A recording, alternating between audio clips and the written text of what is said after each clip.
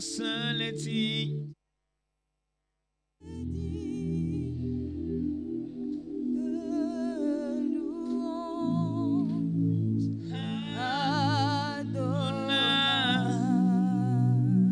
Car tu es Dieu, tu fais de si grands miracles, nul n'est comparable à toi. Nul n'est comparable à toi, car tu es Dieu, tu fais de si grands miracles. Il n'y a point de Dieu comme toi. Nul n'est comparable. Nul n'est comparable à toi. Tu mérites Bénis-le pour les miracles, les prodiges, les signes qu'il va accomplir au milieu de nous ce matin. Ouvre-lui ton cœur. Souhaite la bienvenue au Seigneur, le Saint-Esprit, qui dans sa douceur, dans son amour, dans sa tendresse légendaire, t'appelle ce matin à te confier en ses promesses.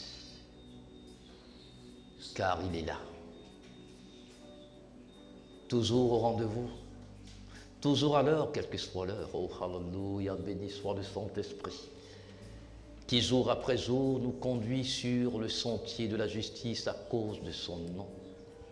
C'est pour cela que même quand nous marchons dans la vallée de l'ombre de la mort, nous craignons aucun mal, car tu es avec nous. Ta houlette et ton bâton, c'est notre assurance.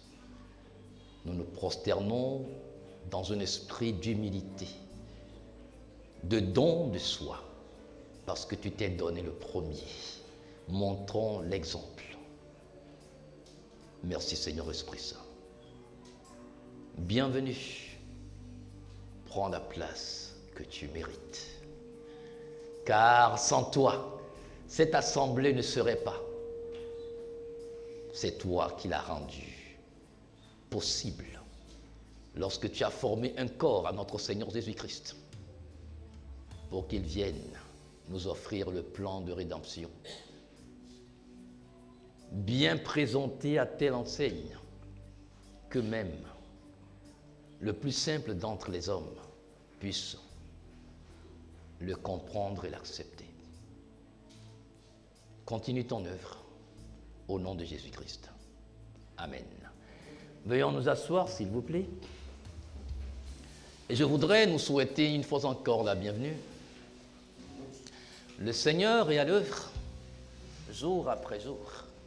Même si nous ne voyons pas ce qu'il fait, nous sommes quand même conscients que jour après jour, les éléments de la nature nous interpellent et nous donne de rendre témoignage à la fidélité de Dieu. Nous sommes aujourd'hui déjà le 12 octobre 2025. Bientôt, nous allons boucler 2025. N'a-t-il pas été fidèle ce Dieu? N'a-t-il pas fait au-delà de ce que nous pensons et demandons? Qui pourra lui payer ne serait-ce qu'une journée de protection? Et pourtant, il t'a protégé pendant 9 mois. Nous sommes dans le 10e mois de l'année 2025. Que de pleurs dans les maisons. Que de malheurs ont frappé les uns et les autres. Que de défis. Mais tu n'es pas resté dans la vallée de l'ombre de la mort. Tu y es passé. Pour te dire, ma parole est vraie. Tu vas traverser des situations qu'on compare à la vallée de l'ombre de la mort. Mais tu n'y resteras pas. Car Des anges de l'Éternel ont reçu des ordres. Ce sont eux qui t'ont porté dans ces moments difficiles. Sinon, par ta propre force, mon frère, ma soeur, tu serais resté. Je voudrais juste que tu puisses continuer dans cette assurance, dans cette foi au Seigneur Jésus-Christ, que ce qu'il a commencé en toi, sans se fatiguer, en alpha, en Emmanuel et en oméga, il va l'achever. Aujourd'hui, nous sommes encore réunis pour poursuivre le procès que le Seigneur Jésus-Christ fait à son Église. Pas un procès pour le condamner ou la condamner définitivement, mais un procès pour la réveiller de sa torpeur, de son sommeil, de sa négligence, pour lui ouvrir les yeux sur les réalités de notre monde d'aujourd'hui, car tout court rapidement vers la fin. Et quelle est la position de l'Église dans ce monde qui est sens dessus, sens dessous? Église en tant que lumière, Église en tant que sel, Église en tant que missionnaire. Est-ce qu'elle comprend sa mission? Est-ce qu'elle l'assume? Est-ce que son identité de lumière et de sel de la terre est pleinement accomplie dans notre vie de tous les jours? Non, le Seigneur n'est pas méchant. Il est l'amour incarné. Et cet amour veut qu'on puisse se mettre les points sur les i et les barres sur les t. C'est pour ça qu'il écrit à son Église, pour lui dire, ça me ferait de la peine si tu ne te repens pas et que je sois obligé de te frapper de la verge éternelle qui est normalement réservée à Lucifer et au tiers des anges qui se sont rebellés contre l'autorité de Dieu. Nous allons nous rendre dans Apocalypse chapitre 3 et nous allons lire les 6 premiers versets dans cette 5e séance du procès du Seigneur Jésus-Christ à son Église. Qui mieux que lui peut faire un procès à son Église? Parce que l'Église a été fiancée à Jésus-Christ. Chrétien, chrétienne, disciple de Christ, tu es la fiancée spirituelle de Jésus-Christ. Lui seul a le droit de te reprendre et de te dire ce que tu dois faire, ce qu'il attend de toi. Ce n'est pas trop demandé, car la gloire qui t'est réservée est telle qu'il va falloir que tu sois à la hauteur de la dignité et de l'honneur auquel tu es appelé à jouir. C'est pour cette raison que le Seigneur te fait ce procès, par amour, pas par méchanceté, pour t'avertir. Et à l'ange de l'assemblée qui est à Sardes, écrit, voici ce que dit celui qui a les 7 esprits de Dieu et les 7 étoiles. Je connais tes œuvres, que tu as le nom de vivre et que tu es mort. Sois vigilant et affermis ce qui reste, qui s'en va mourir, car je n'ai pas trouvé tes œuvres parfaites devant mon Dieu. Souviens-toi donc comment tu as reçu et entendu, et garde et repens-toi. Si donc tu ne veilles pas, je viendrai sur toi comme un voleur, et tu ne sauras point à quelle heure je viendrai sur toi. Toutefois, tu as quelques noms à Sardes qui n'ont pas souillé leurs vêtements, et ils marcheront avec moi en vêtements blancs, car ils en sont dignes. Celui qui vaincra, celui-là sera vêtu de vêtements blancs, et je n'effacerai point son nom du livre de vie, et je confesserai son nom devant mon Père et devant ses anges. Que celui qui a des oreilles écoute ce que l'Esprit dit aux assemblées. Amen. Nous parlons aujourd'hui de l'assemblée qui est à Sardes. Sardes, c'est une des villes de la Turquie actuelle. Sardes fait partie de cette assemblée chrétienne à qui le Seigneur a envoyé le courrier d'avertissement, la lettre d'avertissement, la lettre de réveil pour que l'Église se mette au pas avant l'arrivée de son maître. Sardes était une ville prospère et riche. Elle fut la première d'ailleurs à avoir accepté l'évangile de salut en Jésus-Christ dans toute cette région de l'Asie mineure. Et cette position donne à Sardes de se voir au-dessus des autres assemblées, ses responsables, ses membres, parce que vivant dans une ville riche, c'est cette ville-là qui a été le siège du roi, l'un des plus prospères de l'époque qu'on appelle Crésus. Mais la ville avait un défaut. Sa forteresse avait un point faible. C'est par ce point faible que par 2 fois, la ville a été conquise par les forces ennemies. Qu'est-ce que le Seigneur nous appelle à comprendre? Gardons bien nos arrières et sachons que la course n'est pas encore finie. Et dans l'espérance que nous allons bien finir, nous devons être exigeants vis-à-vis de nous-mêmes. Par rapport au contexte, Sardes se définit comme ce qui reste ou l'évasion du reste. Sardes se définit comme un reste, un beau reste, le reste qui est encore beau, avec lequel on peut encore faire quelque chose. Ce reste qui prouve qu'il y a eu un passé glorieux qui malheureusement a été terni par un événement. Mon frère, ma soeur, tu avais bien commencé. Oh, comme tu pouvais dire, oh, il y avait des années. Oh, je me souviens de l'ancien temps. Vous voyez certaines personnes. Vous la regardez, cette dame. Vous dites, waouh, malgré son âge avancé, elle a gardé de beaux restes, c'est-à-dire le visage prouve que c'est une belle personne. C'était une belle personne à l'époque. Même si les années ont érodé cette beauté. Sardes signifie aussi le beau reste, le reste fidèle, ce qui est préservé de la corruption.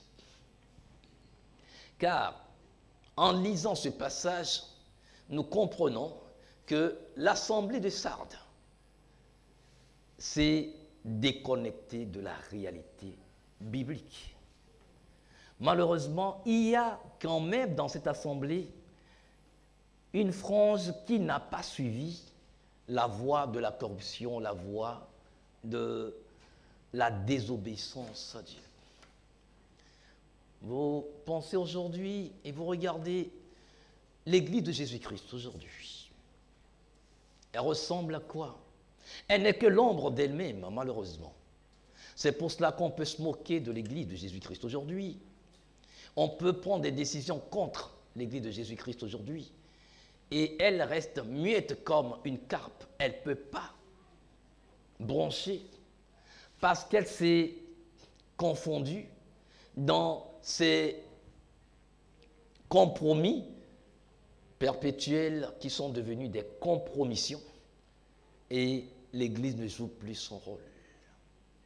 Or, quand je parle d'Église, je parle de toi, je parle de moi. Quels sont les compromis que nous sommes obligés de faire parce que nous voulons subsister? Nous voulons garder une position. Nous voulons ne pas frustrer, ne pas mettre mal à l'aise. Oui.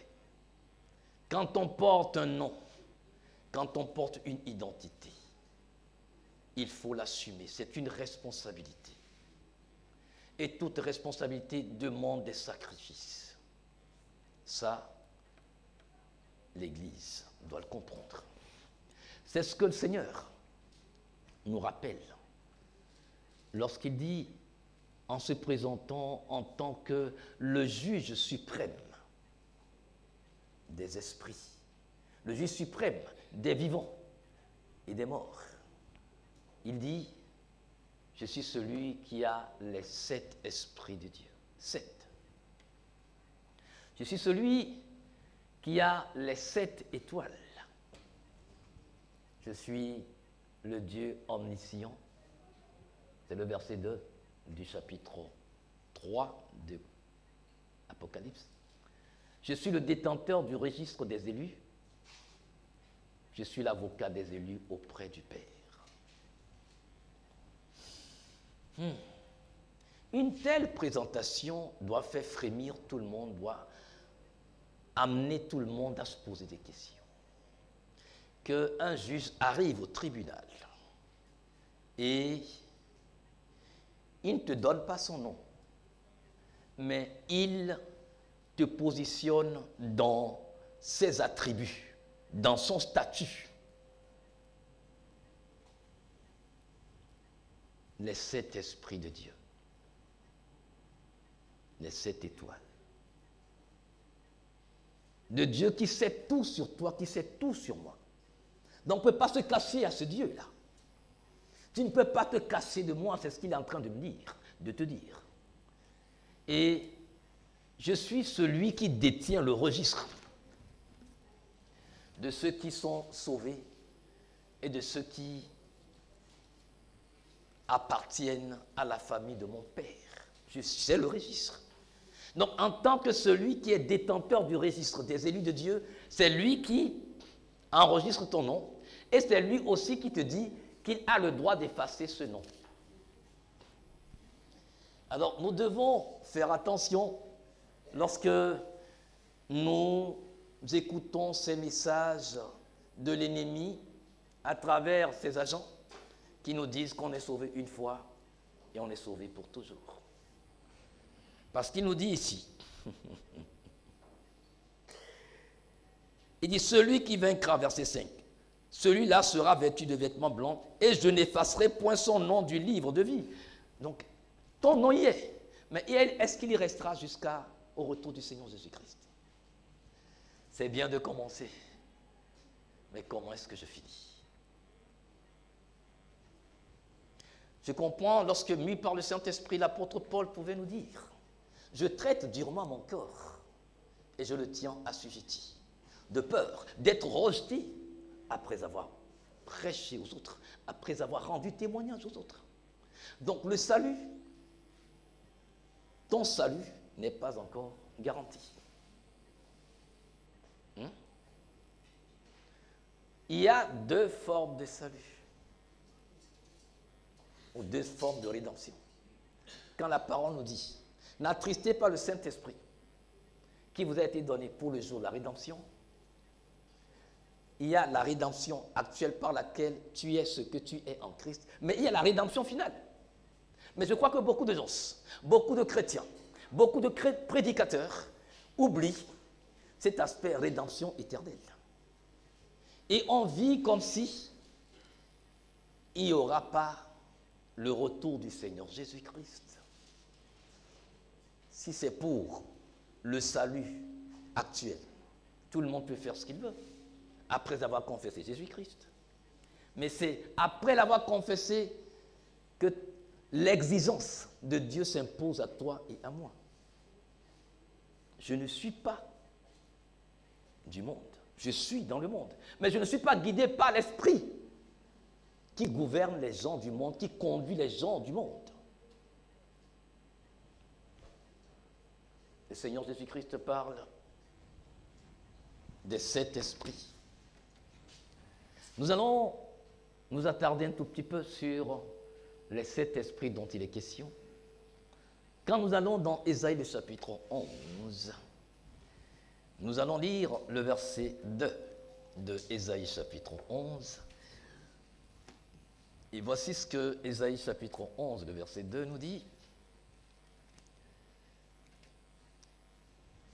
Et l'Esprit de l'Éternel, bon, je prends à partir du verset 1er pour que vous compreniez, ou que nous comprenions davantage, il dit, « Et il sortira un rejeton du trône d'Isaïe, et une branche de ses racines fructifiera, et l'Esprit de l'Éternel reposera sur lui, l'Esprit de sagesse, d'intelligence, de conseil, de force, de connaissance et de crainte de l'Éternel. » Ça fait 7 esprits.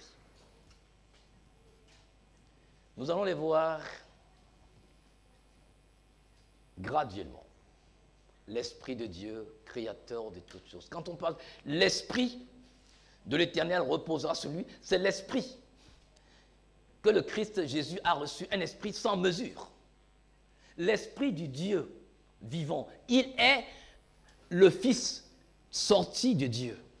Le Fils qui est le reflet à l'identique dans toutes ses vertus du Père. Donc l'esprit du témoignage du Père repose en lui. C'est pour cela que le Père peut témoigner de lui et qu'il peut témoigner du Père.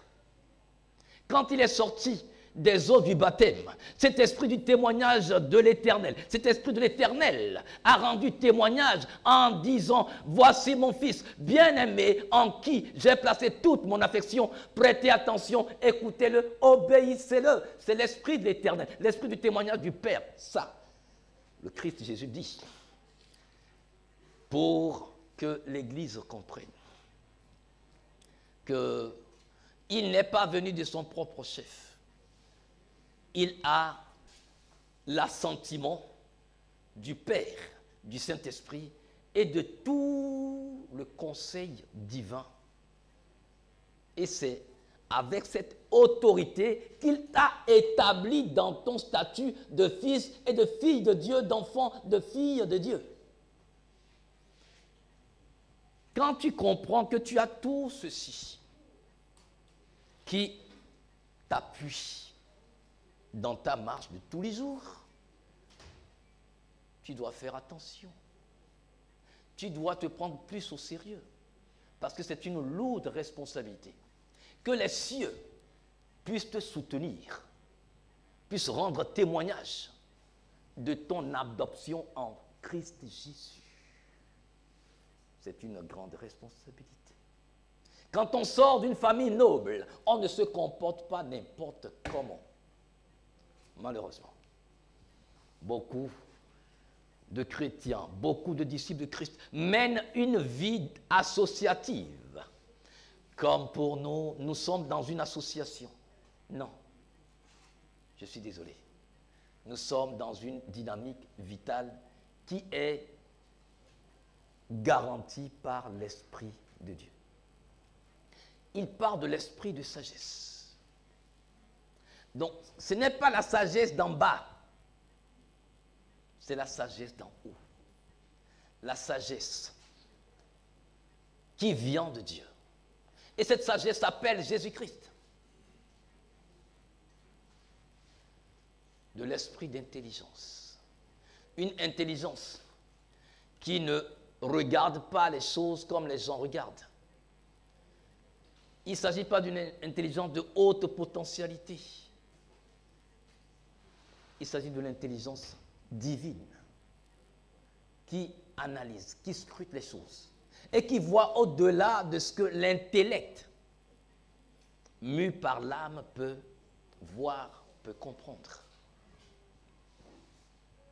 C'est cette sagesse et cette intelligence combinée qui ont permis à Joseph en Égypte de pouvoir décrypter le rêve du Pharaon. C'est de ça que l'Église a besoin. C'est de ça dont je parle. C'est de ça que tu as besoin. Ce n'est pas de la sagesse et de l'intelligence du monde. Non. Sinon, les sages d'Égypte auraient pu décrypter le rêve. Ils n'ont pas pu. C'est dans ça que Daniel a pu rappeler le rêve de Nebuchadnezzar. Il dit, j'ai rêvé, j'ai oublié. Il faut que vous me rappeliez le rêve. Mais, excusez-moi, tu rêves. Toi-même, tu oublies ce que tu as vu en rêve Et tu dis aux autres, si vous ne me rappelez pas le rêve que j'ai fait, je vais vous tuer. Mais, ouais. Mais l'intelligence et la sagesse des devins, des sages de la Babylonie n'a pas pu. Les deux forces coalisées n'ont pas pu. Il a fallu que Daniel lui dise, d'accord, laissez-moi le temps, je vais consulter le quartier général.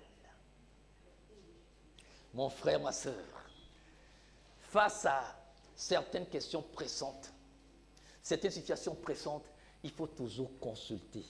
En toute situation, apprenons à consulter le quartier général, le ciel. Oui. Des fois, nous sommes prompts à agir, prompts à répondre. Et c'est après que tu te dis, mais j'aurais pu répondre comme ça. Mais tu t'es déjà empressé de parler. Vous n'avez pas constaté le Seigneur Jésus-Christ, des fois, quand on lui pose des questions, il ne répond pas du tic au tac. Quand la question est en train d'être formulée, il est en relation avec le quartier général. Et la réponse qui vient est une réponse qui satisfait. C'est de ça dont nous avons besoin. Il dit, esprit de conseil. Auprès de qui prends-tu conseil, mon frère, ma soeur? Il est le merveilleux conseiller. Pourquoi dans ce projet, pourquoi dans ce problème que tu traverses, face à cette difficulté, tu ne demandes pas conseil auprès de lui? Nous demandons des conseils à des spécialistes dans leur domaine et nous payons. Mais pour lui, tu ne le paies pas. Tu ne le paies pas. Joseph n'a pas fait une école d'administration. Il a quitté le troupeau de son père et il est arrivé en Égypte, les mains et les pieds liés, esclave. Et on l'a exposé au marché des esclaves. Oh Seigneur, ta grâce. Voici un esclave hébreu. Il est bien dodu. Vous voyez, il a des pectoraux. 100 000 francs. Prix de démarrage. Non, je donne 110 000. Moi, je donne 150 000. Un être humain. Ouais. Donc, le monsieur était déjà tétanisé. Il avait perdu tous ses repères. Et comme cerise sur le gâteau, on le prend et on l'amène dans la maison du gouverneur, du patron de l'armée la plus redoutable de l'époque, Potiphar. Parce Potiphar était le numéro 2, après le pharaon, c'était Potiphar.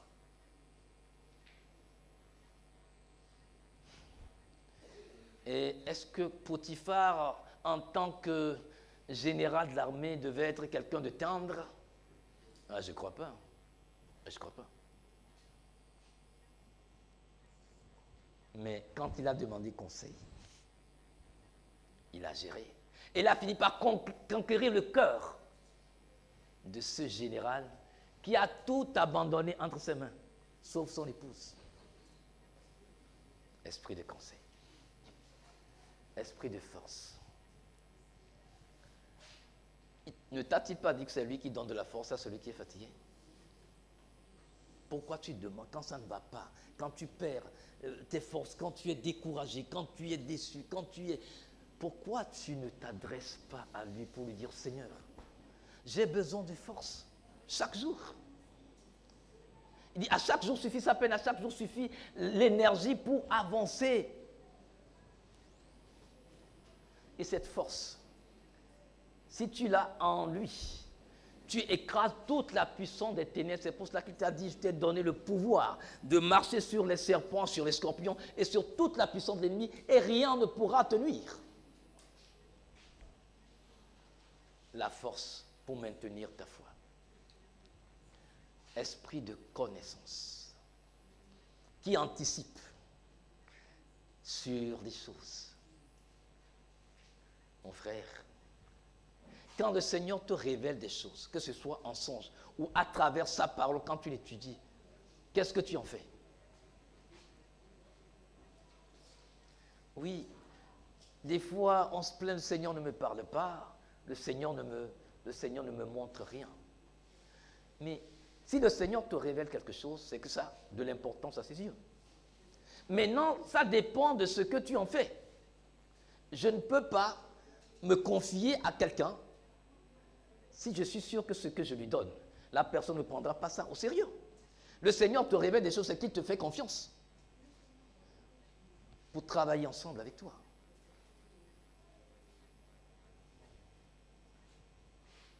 Il dit, la vie éternelle, c'est qu'ils te connaissent, toi, le seul vrai Dieu, et ton Fils Jésus-Christ, que tu as envoyé. Est-ce que tu le connais? Est-ce que tu le connais? Lui qui a l'esprit de connaissance, est-ce que tu le connais? Est-ce que je le connais? Est-ce que je cherche à le connaître? Esprit de crainte de l'Éternel. Quand on parle de crainte de l'Éternel, on ne parle pas d'une crainte ou d'une peur qui te tétanise, non. Mais il s'agit de l'esprit de révérence, de respect pour la personne de Dieu, pour le nom de Dieu, pour la chose de Dieu, pour l'engagement vis-à-vis de Dieu. C'est de ça qu'il est question, dit esprit de crainte de l'Éternel. L'esprit qui te meut positivement et révérentiellement par rapport à tout ce qui touche à Dieu et à ta relation avec lui. Or, tu es la chose de Dieu, tu es le temple de Dieu, tu es la résidence de Dieu. Et ceci étant, tu as la responsabilité de comprendre et d'assumer cet appel auquel Dieu t'a appelé. Car chaque chrétien est une étoile. Chaque chrétien est une étoile. Il est dit, c'est celui qui a les 7 étoiles. 7. 7, c'est le chiffre, c'est le nombre de la perfection. Donc c'est parfait.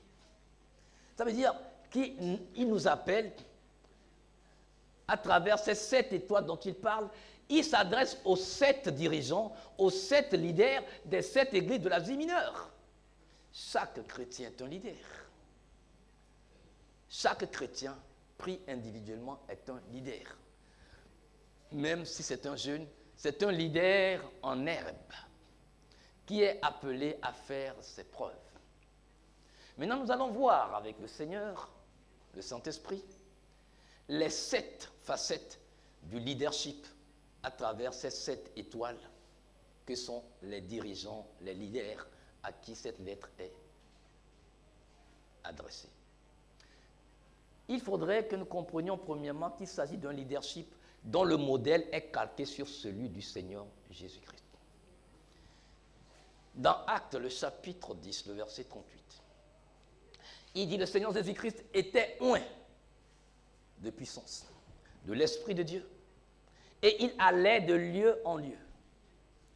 Il guérissait les malades, il ressuscitait des morts, il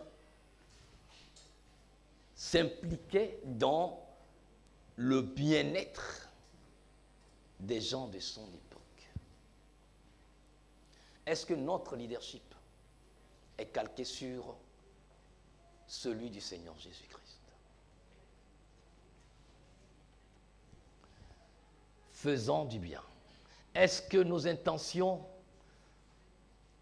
non dévoilées font du bien? Est-ce que nos paroles font du bien? Est-ce que nos actes font du bien? Donc, premier aspect de ce leadership à la 7, il faut que ce leadership soit aligné sur la même longueur d'onde que celui du Seigneur Jésus-Christ. Deuxièmement, ce leadership doit être un leadership qui rend service. Nous ne nous rendons pas service. Je suis un don, tu es un don. Chaque chrétien est un don. Le don ne profite pas à la personne qui détient le don. Excusez-moi. Si j'ai le don de prêcher et d'enseigner la parole de Dieu, je vais me prêcher, je vais m'enseigner. Le Saint-Esprit m'enseigne pour que je puisse partager. Donc, comprends mon frère, ma soeur, en tant que disciple de Jésus-Christ, en tant que chrétien, chrétienne, tu es un don. Donc, le don s'exprime à travers le besoin ressenti par ceux qui doivent en jouir. Et par rapport à la soif, à la faim de ce besoin exprimé, le don peut être bien reçu ou mal reçu. Demandons au Seigneur de nous donner la grâce de pouvoir accepter si le don que nous sommes n'est pas apprécié à sa juste valeur. Dans Isaïe 61, le verset 1 à 3, comme dans lui qui dit, le Seigneur, l'Esprit du Seigneur est sur moi, car il m'a oint pour, et il a cité. Allons dans le 61, il dit, l'Esprit du Seigneur, l'Esprit de l'Éternel est sur moi, parce que l'Éternel m'a oint pour apporter de bonnes nouvelles aux débonnaires. Certains sont plutôt spécialistes dans les mauvaises nouvelles. Oh, tu as appris la mort de... c'est-à-dire, ce sont des nouvelles négatives. Jamais de bonnes nouvelles.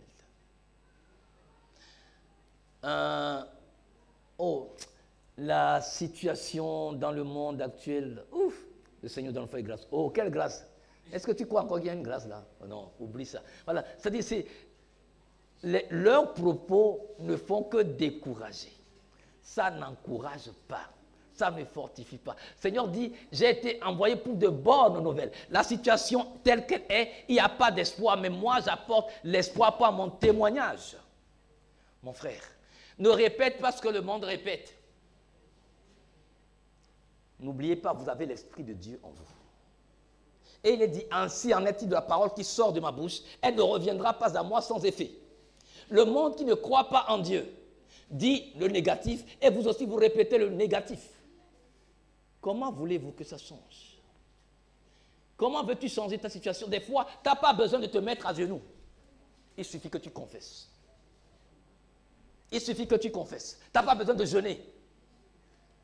Parce que si tu jeûnes et que tu n'as pas la foi, ça sert à quoi? Tu perds ton temps. Tu mets ton estomac à rude épreuve. Tu n'auras rien.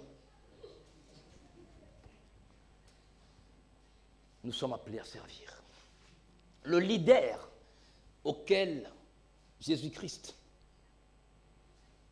projette sa parole, c'est un leader qui est prêt à servir. Beaucoup de frères et sœurs n'aiment pas servir, même dans vos maisons. Ta femme se bat. Elle fait à manger. Oh, les femmes, les hommes, applaudissez pour nos épouses.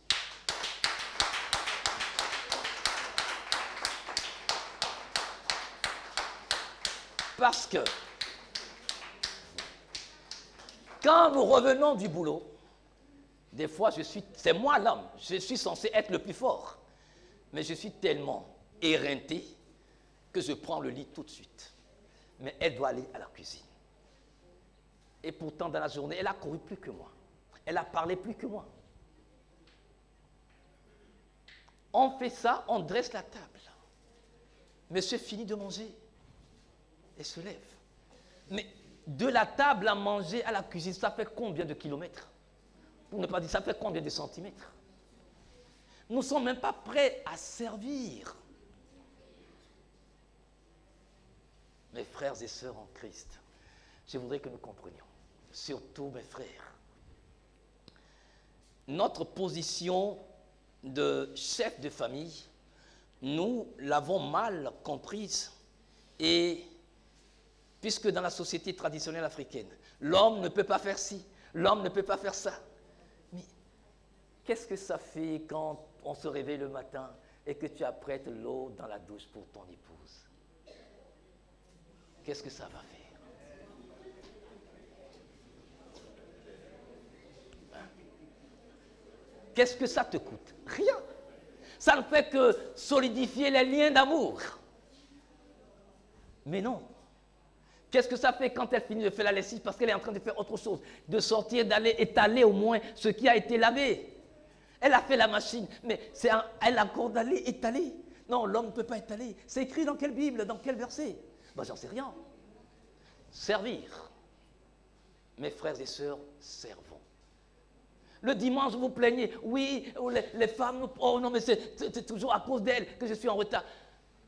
Quand tu as repassé ta tenue, tu as repassé sa tenue à elle? Si elle est en retard. Parce que, oui, mais elle a plein de choses à gérer. Attention, le Seigneur s'adresse à nous. D'accord. C'est un leadership de sacrifice. Un leader doit apprendre à vivre la vie de sacrifice. Je ne peux pas être leader sans être prêt à des sacrifices. Oui. Je suis pressé par mon boulot. Je suis acculé aussi par le rapport que je dois présenter. Mais si elle a besoin de 5 minutes d'écoute, non, mais on ne peut pas régler ça tout de suite. Non. Je n'ai pas le temps. Est-ce que tu sais pourquoi tu te demandes 5 minutes? Juste 5 minutes. Et elle est frustrée toute la journée. Et tu reviens le soir. On te fait à manger. Et dans le lit maintenant, tu es très gentil. Bébé. Chérie. Bébé. Écoute, soyons sérieux. Non. Non. Hein? Le sacrifice pour le leader que nous sommes. L'apôtre Paul, nous amène lire 2 Corinthiens 11, 22 à 33. On a vu combien l'apôtre Paul a dû renoncer à ses privilèges parce qu'il était très précoce sur le plan politique et pouvait réussir. Mais quand le Seigneur s'est saisi de lui sur le chemin de Damas, il a dit, il regarde maintenant cet avenir politique qui était brillant devant lui comme de la boue. Il a fait un changement radical. Le Seigneur. Sacrifice. Mon frère, ma soeur, qu'est-ce que tu es prêt à sacrifier? Qu'est-ce que tu es prêt à sacrifier pour le Seigneur? Ça, c'est le leadership. Le leader souffre. Et des fois, en silence, il gémit sans rien dire. Oui. Mes sœurs, vous êtes des leaders. Mais je sais que vous n'arrivez pas à garder. Mais des fois, il faut garder. Et gérer ça avec le Seigneur. Quand le moment viendra, vous parlerez. D'accord? Je ne vous interdis pas de parler. Il y a le leadership de prise de risque. Un leader doit prendre des risques. Et dans ces prises de risques, tout le monde ne peut pas te comprendre. Oui. Comment comprendre que le Seigneur nous dise, un berger qui a 100 brebis, il y a une qui est perdue et il laisse 99 sur la montagne. Mais le temps qu'il revienne, si un loup passait par là, mais il savait à qui il a confié les 99 autres brebis. Le Seigneur Jésus-Christ a pris un risque énorme, pour ne pas dire des risques énormes, en renonçant à sa gloire céleste pour accomplir le plan rédempteur de Dieu dans ta vie, dans ma vie. Mais ça, Pierre ne pouvait pas comprendre. C'est pour cela que Pierre l'a appelé en aparté. Pour lui dire, mais non, mais comment est-ce que tu peux dire que tu vas mourir? Non, mais tu ne peux pas mourir. Il dit, mais arrière de moi, Satan. Pierre s'est dit, mais ce que je te dis en aparté, tu cries comme ça. Oui. Parce que le mal doit être réprouvé avec une vigueur, une force. On ne caresse pas le mal. Ce n'est pas Pierre qui est Satan, c'est l'esprit qui anime Satan, qui anime Pierre en ce moment-là. Attention, mon frère. Ce n'est pas parce que tu es disciple de Christ, ce n'est pas parce que tu es chrétien que l'ennemi ne va pas injecter des pensées contraires à la volonté de Dieu dans ta pensée. C'est pour cela qu'il faut tout remettre devant les projecteurs du Saint-Esprit pour voir ce qui vient de Dieu et ce qui ne vient pas de Dieu. Prise de risque dans Philippiens 2, 5 à 8. Il existait en tant que Dieu et pourtant, à cause de toi et de moi, il a laissé tomber cette gloire-là pour venir s'offrir, vivre comme un vulgaire esclave, sans droit de cité. Oui, sans droit de cité parce qu'on ne l'acceptait pas à l'époque. Il était la gangrène de la société juive très, très religieuse. Ça, c'est un risque. Leader, qu'est-ce que tu es prêt à risquer pour tes convictions? Surtout si tu sais que tu les tiens de Dieu. Tu ne peux pas être un leader sans prendre de risques. Tu n'es pas un leader. Je ne peux pas être un leader qui ne prend pas de risques. Ouais. C'est un leadership animé par le Saint-Esprit. L'apôtre Pierre nous dit, ceux qui ont parlé, ceux qui ont fait rédiger la parole de Dieu, l'ont fait sous la coupole, sous la direction du Saint-Esprit. Donc la parole est spirituellement inspirée. Un leader qui n'est pas en connexion avec l'Esprit de Dieu fera des erreurs et fera des choses qui humainement sont acceptables. Mais le Seigneur, comme il a dit dans Apocalypse 3, tes œuvres n'atteignent pas la cheville de l'exigence de mon Dieu. Un leadership assumé et responsable. Vous vous rappelez quand le Seigneur Jésus-Christ était là et que Judas était arrivé avec les soldats romains? Il a posé une question. Qui cherchez-vous? Il dit, me voici. Ils ont reculé, ils sont tombés. Ils se sont relevés. Il leur repose la question. Je dis, qui cherchez-vous? Ils disent, Jésus de Nazareth. Il dit, mais me voici, je vous ai dit que me voici. Si c'est moi que vous cherchez, laissez aller les autres. Parce qu'ils ne sont pas responsables. Ils ne sont rien dans ce qui se passe. C'est moi que vous cherchez. Leader, est-ce que tu assumes quand des problèmes surgissent par rapport à des décisions que tu as prises? Est-ce que tu les assumes? Un leadership est une responsabilité assumée. Je ne peux pas être un leader et ne pas assumer mes choix. Non. Quand ça vient, non, non, monsieur, oui, ça, non, j'ai dit ça seulement, hein, moi, non. C'est pour ça qu'un leader n'ouvre pas sa bouche, waouh, pour parler n'importe comment. Tu dois pouvoir, en tant que leader, mesurer tous tes actes, parce que tu auras à répondre. Nous sommes responsables des âmes. Est-ce que nous assumons notre responsabilité vis-à-vis de ces âmes? Oui, d'abord dans ma maison. Je suis responsable de mon épouse, de mes enfants. Mon épouse est responsable de moi et de nos enfants et de ma maisonnée. Mais est-ce que ça s'assume? C'est une responsabilité assez énorme. Avant de sortir du cocon familial et de s'étendre. Et un leadership église, c'est-à-dire un leadership participatif, un leadership inclusif. C'est-à-dire ce leadership voudrait que Dieu soit au-dessus de tout. Quand nous élevons Dieu dans notre vie de tous les jours, quand nous magnifions Dieu dans nos décisions de tous les jours, dans nos fréquentations de tous les jours, dans nos propos de tous les jours, même énervés, même dans la colère extrême, alors nous pouvons, à travers notre vie, même sans parler, garantir la vie éternelle à tous ceux qui nous regardent, à tous ceux qui nous vivent jour après jour.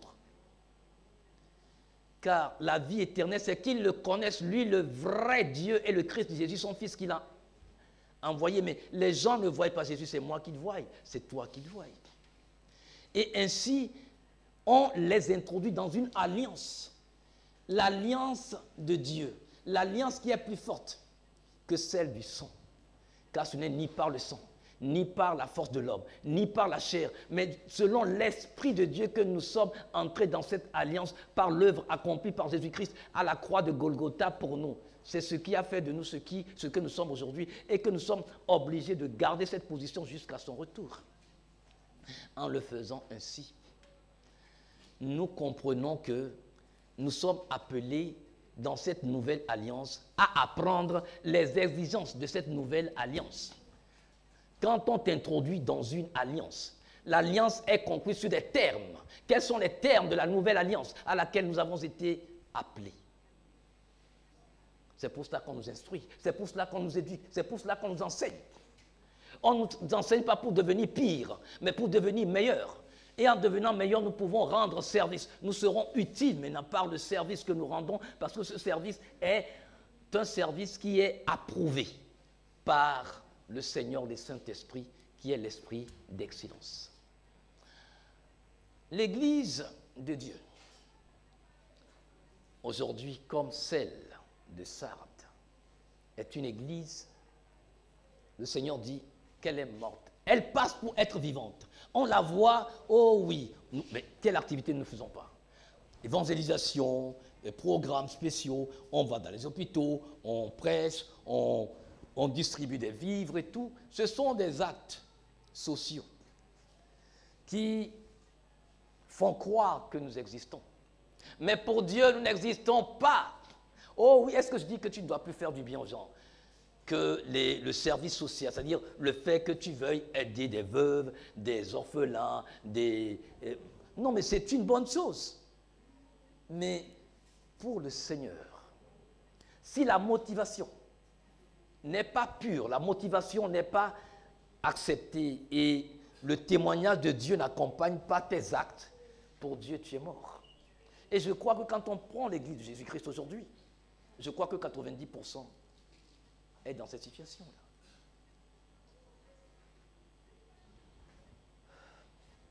Apocalypse 3, le verset 1, la portion B, version PDV, il dit « Je connais tout ce que tu fais. Les gens croient que tu es vivant, mais tu es mort. » Oui, on est actif, on bouge. Oui, on prêche, on chante. On est impliqué dans plein d'activités ecclésiastiques. C'est beau. Oh, quel frère zélé, quelle sœur zélée. Mais le Seigneur dit, oui, ce zèle fait qu'on croit que je suis vivant, que tu es vivant. Mais pour Dieu, il y a longtemps que tu es mort, que je suis mort. Est-ce que ça ne fait pas peur? Celui que nous disons attendre dit que nous ne sommes pas vivants pour lui. C'est-à-dire, ce que nous recherchons tous les jours, nos motivations font que, pour lui, nous sommes déjà déconnectés de la vie du ciel. Et c'est ce ciel-là que nous attendons. Je connais tout ce que tu fais. Je suis donc le Dieu omniscient. Les gens croient que tu es vivant, mais parce que c'est ce qu'ils voient, c'est selon ce qu'ils voient qu'ils jugent. Mais pour moi, Dieu, Ézéchiel, tu es mort. Mon frère, tu es mort. Ma soeur, tu es morte. Si Jésus-Christ revenait aujourd'hui, en ce moment,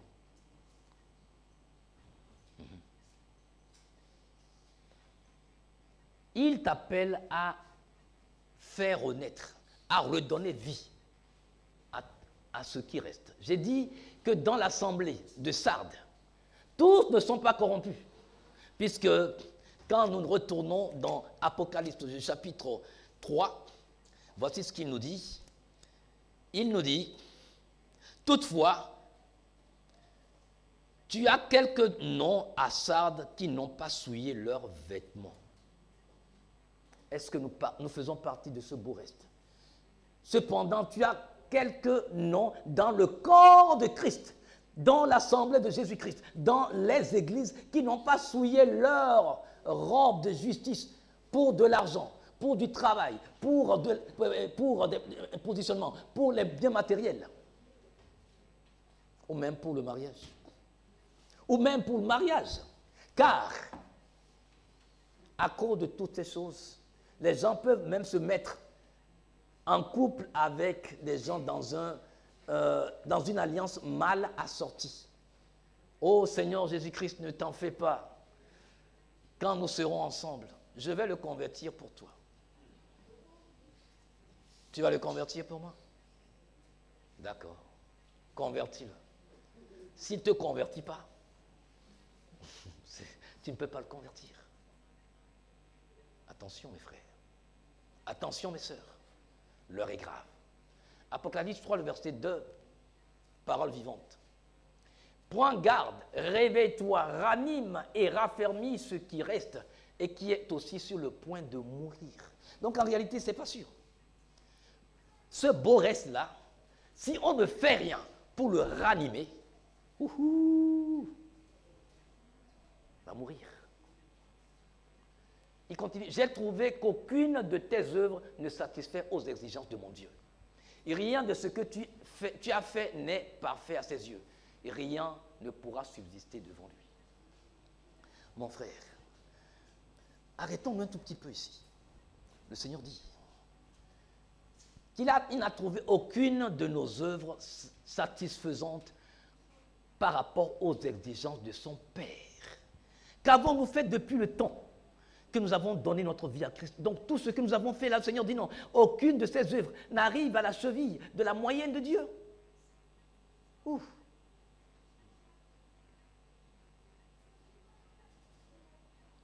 Et que ce n'est pas parfait à ses yeux. Donc si ça doit passer par le feu de la critique de Dieu, il dit, aucune de nos œuvres ne peut subsister. Quelle est l'œuvre que j'ai accomplie?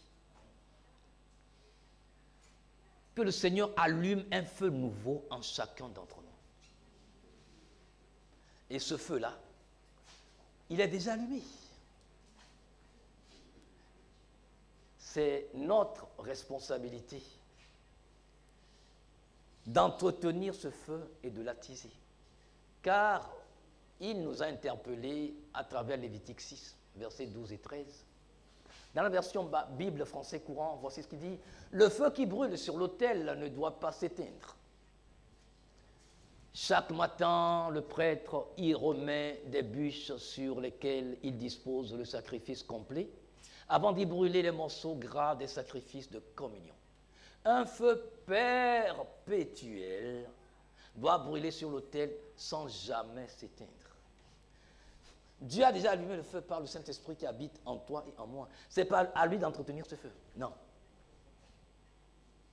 Quand on fait le feu, à supposer que tu viennes, ou je vienne chez toi, tu es occupé à faire quelque chose, je voudrais t'aider, ma soeur. Et tu m'as dit, fais-moi un feu barbecue. Je mets le charbon dans ton barbecue, je fais le feu. Mais moi, je suis de passage.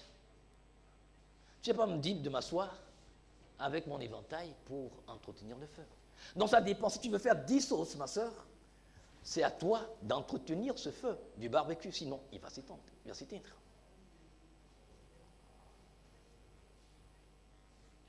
Le Seigneur nous aime. Et par rapport au procès qu'il fait à l'église de Sardes, il nous demande de nous rattraper. Où en sommes-nous dans notre élan de prière, élan de méditation de la parole de Dieu, élan de jeûne, élan de... Où en sommes-nous aujourd'hui? Je comprends. Nous courons plus. C'est normal. La vie devient de plus en plus chère, de plus en plus difficile. Mes jeunes frères, les élèves et les étudiants, je vous prie d'apprendre à être modeste dans votre vie de tous les jours. Oui, vous voulez que les parents répondent à vos besoins, parce que pour vous, c'est une obligation. Mais apprenez à comprendre maintenant que la vie devient de plus en plus dure. Oh, papa, les 1000 francs que je prends par jour, la même, oh, vraiment, tu comprends que La dame qui vend à Imolou, quand tu veux acheter à Imolou 100 francs là, elle te met juste une petite quantité dans un coin, au rebord de l'assiette là. Mais tu veux encore manger comme si tu étais à la maison. Non.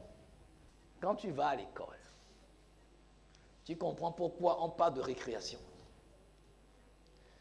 Mais d'abord, tu prends le petit déjeuner à la maison. Tu es déjà lourd. Et quand on a trop mangé, vous savez, après avoir mangé, ce qui se passe, demandez à tous les scientifiques et aux médecins, une bonne partie du sang quitte le cerveau pour venir aider l'estomac à transformer. Voilà. Donc, ton cerveau n'est plus assez oxygéné. C'est normal que tu dormes, non? Que tu somnoles en classe. Et puis, non, Satan, je te lis au nom de Jésus-Christ, je ne vais pas sommeiller. Non, non, ce n'est pas Satan. C'est que tu es trop rassasié. Le matin déjà. Et en récréation, vous en mettez encore. Et si vous avez de récréation, vous en mettez encore. Ouais. C'est normal que tu reviennes le soir, tu es fatigué. Hein? Vous êtes des leaders en herbe. Je vous en supplie. Soyez ordonnés. Je crois qu'à travers cet appel du Seigneur Jésus-Christ, c'est que nous devons, en tant que chrétiens, en tant que disciples de Christ, mes frères et sœurs en Christ, mettre de l'ordre dans notre vie. C'est par amour pour vous, pour moi, que le Seigneur nous donne d'étudier les 7 lettres adressées à toutes ces églises de l'Asie mineure. Oui, Sardes a bien commencé quand même. Mais qu'est-ce qui s'est passé entre-temps? Est-ce que tu acceptes quand on te reprend, mon frère? Ma soeur, quand on te met le doigt sur ce qui ne va pas, est-ce que tu acceptes des reproches? Mais Dieu même ne descendra pas, il va se servir d'un frère, d'une sœur, que tu trouves que ce frère t'accule, il ne t'aime pas, cette sœur t'accule, elle ne t'aime pas, elle te déteste, il te déteste. Mais assieds-toi un tout petit peu, pose-toi la question, quel est l'intérêt de ce frère s'il te reprend par rapport à quelque chose, de cette sœur, si elle te reprend par rapport à une situation? Si tu le comprends, tu es heureux. Le Seigneur nous appelle à mettre de l'ordre. Il reste quand même quelque chose qu'il apprécie en toi. Tout n'est pas perdu. Plaise à Dieu que tu l'aies compris, que je l'ai compris aussi, et que nous faisons tout pour ranimer la flamme de ce salut de Dieu en Jésus-Christ avant qu'il ne soit trop tard. Demeurez bénis dans le nom du Seigneur Jésus-Christ. Amen.